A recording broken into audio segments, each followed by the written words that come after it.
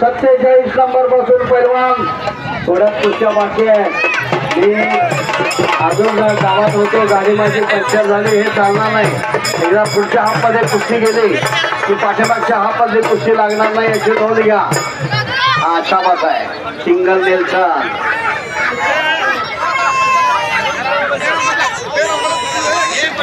अतिशय सुंदर single Nelson चालवला.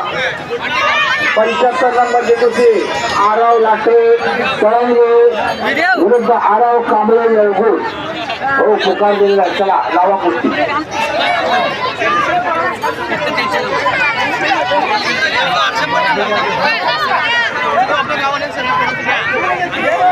हो सर जरा इकडेच व्हा, अजून इकडे, कारण अडकाडकी होती कुस्तीमध्ये. हे इकडे नाही. तौफिक हजारे मौजे वडगाव हिरविलांग गटाला इकडे राहुल कोडगाव. किती नंबर कुस्ती आहे? नंबर बोला. मौजे वडगावचा पैलवान. एक चांगली कुस्ती लागते. साक्षी हजारे त्याचं नाव, त्याच्या वडिलाचं नाव तौफिक. आता तौफिक हजारे हात वर कर. हे तौफिक साकीब हात वर कर. साकीब हजारे मौजे वडगाव विरुद्ध सोहम शेळके वळवडे.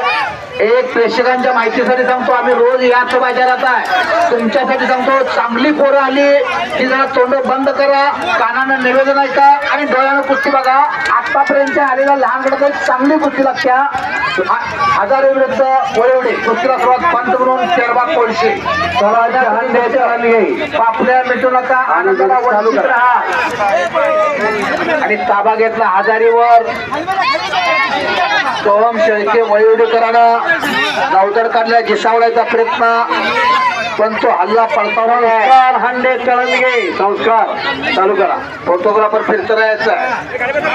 साकीब हजारेवर कोणते एक चाकची पोझिशन करतोय. वळवडेचा पहिला उंचावरचा निकाल उतरायचा प्रयत्न आणि तुम्ही सावध राहायचा. केरबा कोळशे पोरं मानावर टाकतील.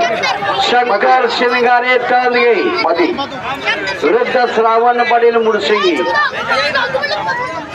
67 तगडा असणारा वळवडेचा पैलवान आणि परत निकाल.